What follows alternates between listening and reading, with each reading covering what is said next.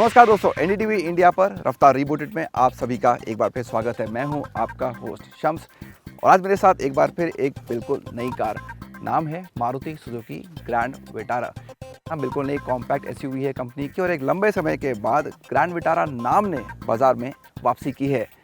हमारे पास आज इस कार के दोनों मॉडल हैं। ये है स्ट्रॉन्ग हाइब्रिड, ये है माइल्ड हाइब्रिड। हम इन दोनों की सवारी कर रहे हैं और जल्द ही आपको शो पे दिखाएंगे इस कार का रिव्यू।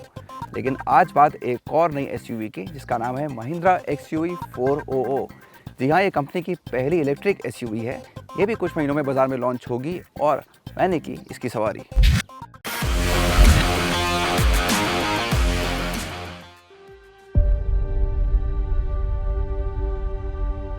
महिंद्रा ने एक नए सफर की शुरुआत की है। पिछले कुछ सालों से बाजार में कई कंपनियों की नई इलेक्ट्रिक कारें आई हैं और महिंद्रा की भी कोशिश यही करने की रही है। अपनी बॉर्न इलेक्ट्रिक रणनीति के तहत आने वाली 5 नई इलेक्ट्रिक एसयूवीज को दिखाने के कुछ हफ्तों बाद ही कंपनी ने एक्सयूवी 400 से पर्दा हटा लिया है। एक ऐसी कार जिसका कॉन्सेप्ट रूप हमने ऑटो एक्सपो 2020 में देखा था। हाँ, कार के लॉन्च में अभी भी कुछ महीने बाकी हैं, लेकिन उससे पहले हमें इस इलेक्ट्रिक कॉम्पैक्ट एसयूवी को चलाने का मौका मिला। अगर आप एक्सयूवी 300 से कंपेयर करते हैं तो यहाँ पे आपको एक अलग चेहरा मिल जाता है। वहाँ पे पेट्रोल इंजन या डीजल इंजन होता है तो ग्रिल चाहिए होती है, यहाँ पे उसकी ज़रूरत नहीं है। तो कंपनी को फ्रीडम मिल जाता है अलग डिज़ाइन देने का। तो आप देख सकते हैं यहाँ पे ये एरो पैटर्न दिया गया है एक सैटिन कॉपर फिनिश में। वही सैटिन कॉपर फिनिश महिंद्रा के नए ट्विन पीक्स लोगों पर भी है और काफ़ी और जगह पर ये कार में नीचे भी बम्पर में देखें इस्तेमाल किया गया है। साइड में भी है, छत पे भी डुअल टोन फिनिश दिया गया है। तो सैटिन कॉपर के ज़रिए महिंद्रा ने अलग पहचान दी है इस इलेक्ट्रिक कार को। इसके अलावा ये पतली एलईडी प्रोजेक्टर हेडलैम्प्स हैं। डीआरएल का शेप थोड़ा जाना पहचाना है। नीचे इसकी प्लेट्स दी गई हैं तो एक एसयूवी का एहसास आपको यहाँ मिल जाता है और वही कुछ आपको साइड में भी दिखेगा एसयूवी का एहसास। अच्छे बड़े व्हील आर्च हैं, हालांकि गोल हैं। 16 इंच के अलॉय व्हील्स दिखते हैं, दिखने में अच्छे हैं, यहाँ पे दिए गए हैं। इसके अलावा आपको नीचे जैसा मैंने कहा सैटिन कॉपर फिनिश, साथ में क्लैडिंग, ऊपर रूफ रेल्स। ओवरऑल काफ़ी अच्छा एसयूवी का एहसास। लेकिन अहम बात यह है कि ये कार 300 से काफ़ी लंबी है। इसकी लंबाई है 4200 मिलीमीटर और व्हील बेस है 2600 मिलीमीटर। तो अंदर भी बढ़िया स्पेस का वादा करती है।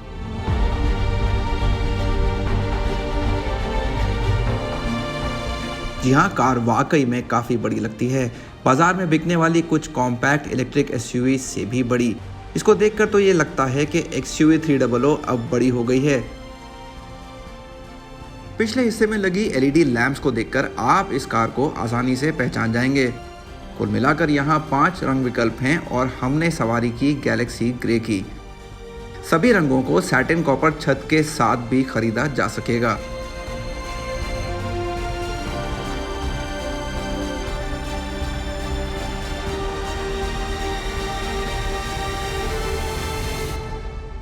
इस कार का कैबिन आपको काफ़ी हद तक एक्सयूवी 300 की याद दिलाता है। हालांकि जो लुक है इन टर्म्स ऑफ कलर्स वो थोड़ा डिफरेंट। तो यहाँ पे एक और ब्लैक लुक का इस्तेमाल किया गया है। सीट्स पे देखें या डैश पे देखें तो सैटिन कॉपर आपने बाहर देखा था, वो यहाँ पर कई जगह दिख जाता है। तो एसी वेंट्स पे है या बटन्स पे है, नीचे एसी कंट्रोल्स पर है, कई जगह इसका यूज़ किया गया है।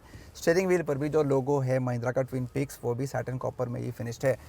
जो इंस्ट्रूमेंट क्लस्टर है वो कुछ 300 की तरह है, लेकिन आरपीएम मीटर की जगह आपको एक अलग मीटर दिया है जो आपकी बैटरी स्टेटस या गाड़ी चलाने के तरीके को बताता है। तो वो कुछ अलग है। जो बीच में एमआईडी स्क्रीन है वो सिमिलर ही है।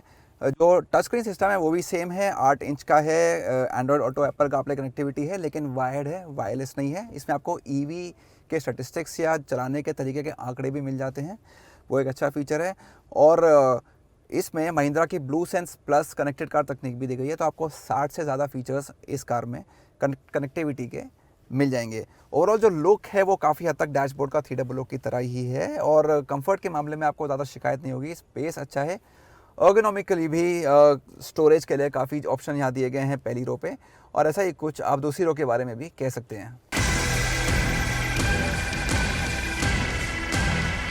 हालांकि ये कैबिन अभी भी बहुत आधुनिक या प्रीमियम नहीं लगता है।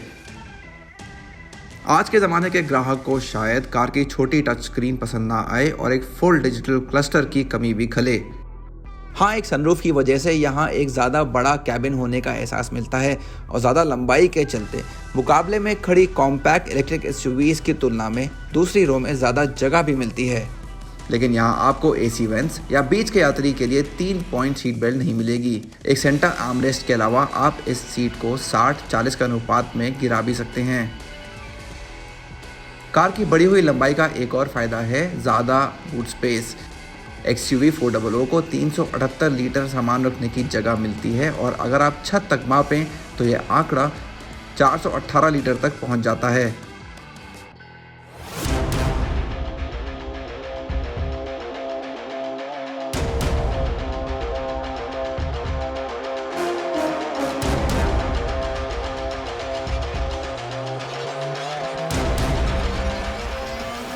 एक साल पहले यहाँ XUV 700 की सवारी करने के बाद एक बार फिर XUV 400 को चलाने हम मौजूद थे चेन्नई के बाहर महिंद्रा के SUV प्रूविंग ट्रैक पर। यहाँ पर हाईवे और शहरी ड्राइविंग के अलावा एक हाई स्पीड ट्रैक भी बनाया गया है।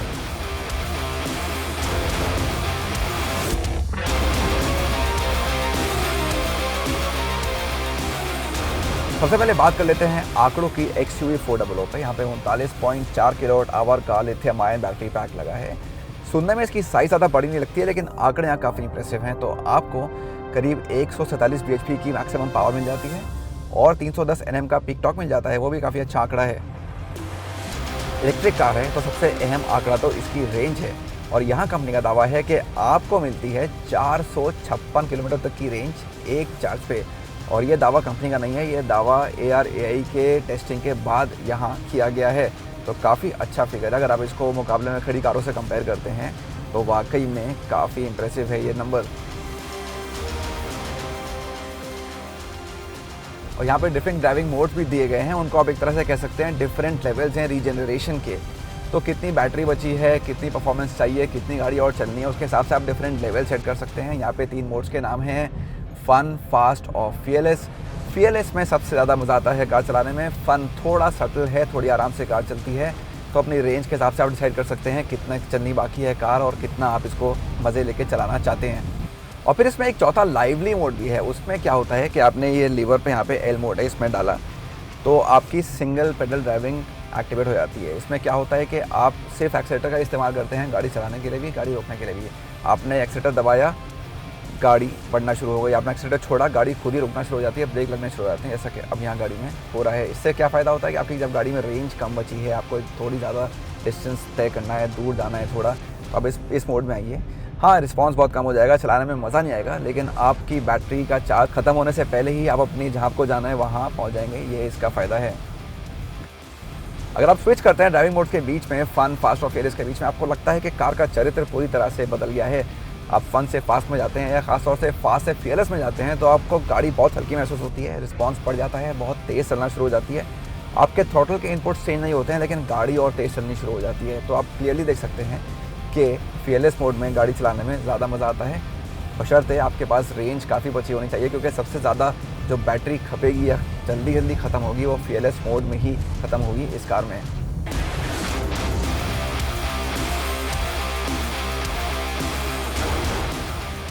महिंद्रा के मुताबिक हर ड्राइविंग मोड में स्टीयरिंग और एक्सीलरेशन की सेटिंग बदल जाती है और ऐसा हमने साफ महसूस किया।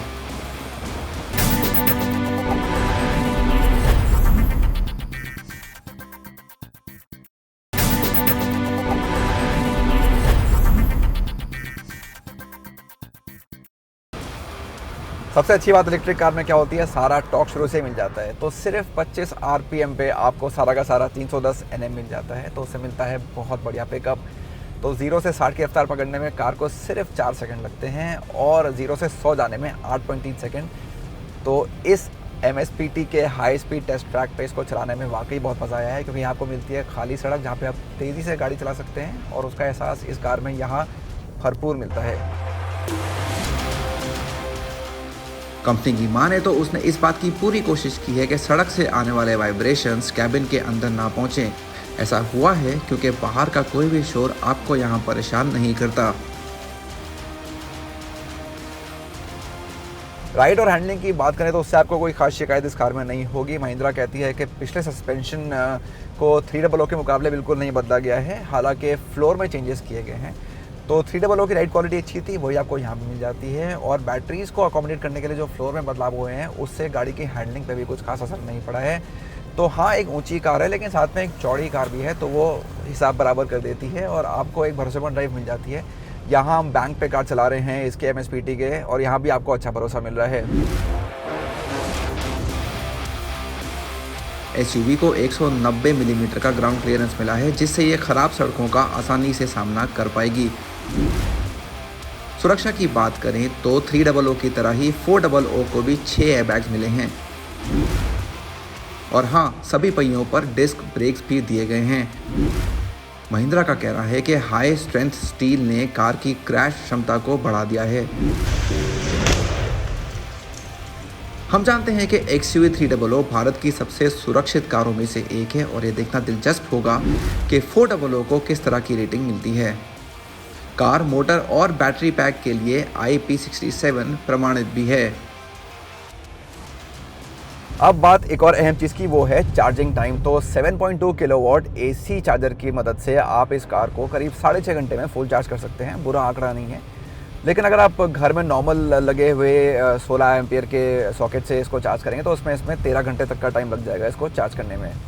इसके अलावा फास्ट चार्जिंग का ऑप्शन भी है, तो 50 किलोवाट के DC फास्ट चार्जर को यूज़ करके आप इस कार को 0 से 80% तक करीब 50 मिनट में चार्ज कर सकते हैं, जो अच्छी चीज़ है। तो अगर आपको जल्दी से गाड़ी में रेंज ऐड करनी है तो इस ऑप्शन का इस्तेमाल आप इस कार में ज़रूर कर सकते हैं।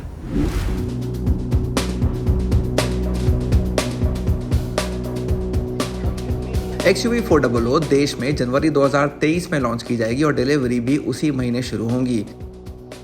मुकाबले में खड़ी MG ZS EV और टाटा नेक्सॉन EV मैक्स जैसी कारों को देखते हुए XUV 400 की शुरुआती कीमत 18 लाख रुपए एक शोरूम रखी जा सकती है। एक आकर्षक कीमत कार की कुछ कमियों को भुलाने में मदद करेगी, जिसमें एक ऐसा कैबिन शामिल है जहां बहुत सारे फीचर नहीं दिए गए हैं, लेकिन 400 के लिए बहुत कुछ काम भी करता है, जिसमें एक शानदार ड्राइव अनुभव और बढ़िया डिज़ाइन शामिल है। अगर वादे के मुताबिक रेंज मिली तो सबसे नई XUV भारतीय इलेक्ट्रिक वाहन बाजार में एक लंबी और कामयाब पारी खेलने के लिए तैयार लगती है।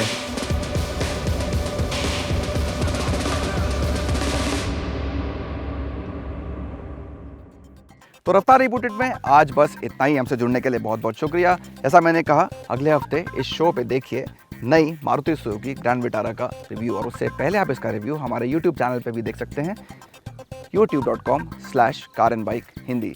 तो अगले हफ्ते आपसे फिर होगी मुलाकात। तब तक अपना ध्यान रखिए, सड़क पर बिल्कुल सुरक्षित रहिए। अगर कार में बैठे हों तो सीट बेल्ट पहनना बिल्कुल मत भूलिए, आगे बैठे हों या पीछे, और स्कूटर और बाइक पे हेलमेट ज़रूर पहनिए, आगे बैठे हों या पीछे। नमस्कार।